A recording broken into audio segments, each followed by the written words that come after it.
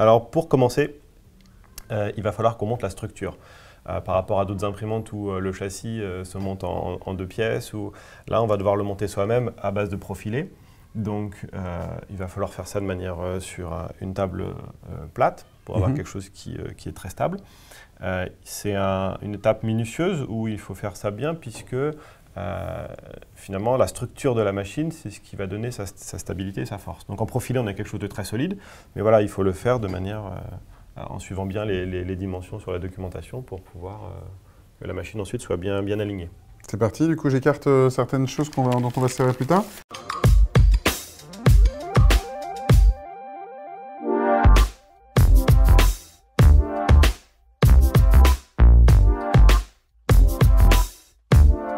Alors on va le voir lors du montage de ce châssis. On a 2 types d'équerres différentes, des grandes et des petites. On a 2 grandes et on va avoir 8 petites. Pourquoi différentes tailles d'équerres? Par exemple pour la base du châssis qui est un élément carré, les petites équerres suffisent puisque finalement le fait de fixer sur 4 coins va nous donner une rigidité suffisante. Par contre pour les montants, qui vont donc tenir l'axe sur lequel la tête se déplace, on va mettre des grandes équerres pour avoir cette rigidité puisqu'on n'a qu'un seul point de fixation entre ces 2 profilés. Ensuite, sur les profilés, on va avoir des couleurs différentes. Alors, c'est pas juste pour donner un style à la machine, bien que ça lui donne une gueule sympa en noir, gris et rouge. C'est que les profilés gris et les profilés noirs ne sont pas tout à fait du même type. Les profilés noirs vont avoir des petits rebords un petit peu différents qui vont permettre, si on regarde les différentes pièces, les différents axes, on a des roues et les roues vont venir rouler dans la rigole des profilés. D'accord? Et donc du coup, ça va être uniquement sur les profilés de couleur noire. Donc à un moment donné, si on a un doute pendant le montage, il faut se poser la question de est-ce que le profilé en question va servir à faire le déplacement d'un axe, dans ce cas-là il faut qu'il soit noir, ou est-ce qu'il sert juste, par exemple comme pour la base, de montant, et dans ce cas-là, il doit être gris. On va commencer par la base rectangulaire. Donc, comme c'est la base, il n'y a pas de déplacement, on va être que sur du profilé gris.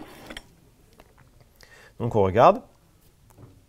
On va avoir besoin de 2 profilés de 40 pour la base et 2 profilés de 30. Donc déjà, on peut mettre ça de côté. Ensuite, si on regarde bien, il va falloir qu'on prépare les équerres.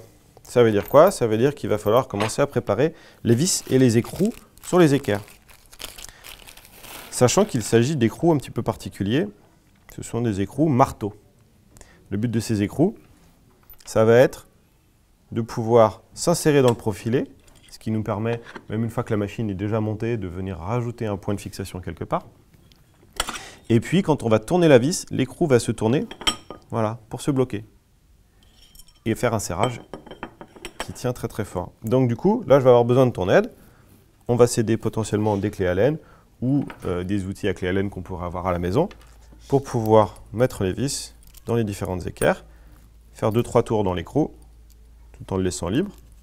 Voilà, on va avoir quelque chose qui bouge un petit peu mais qui nous permettra après de le glisser et on n'aura plus qu'à serrer sur le...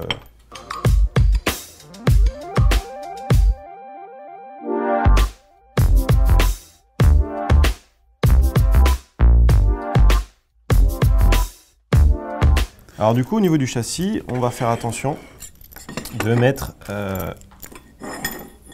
les profilés comme il faut. C'est-à-dire qu'on va avoir, donc sur la largeur, c'est là où va se déplacer la tête, on va avoir donc des profilés qui font 40. Sur la profondeur, c'est le plateau qui va se déplacer, donc on va avoir des profilés de 30 cm. Il faut se dire que les profilés de 30 cm vont à l'intérieur des profilés de 40. Voilà. Et pas l'inverse, il ne faut pas les mettre sur l'extérieur, il faut les mettre sur l'intérieur, de manière à respecter la géométrie de la machine comme elle est conçue, pour avoir les dimensions qui vont bien. Donc ensuite, il va falloir monter ces équerres sur les différents coins, et vérifier par la suite qu'on a quelque chose de stable. Voilà. Donc il ne faut pas serrer trop fort au début, puisque du coup, on va ajuster par la suite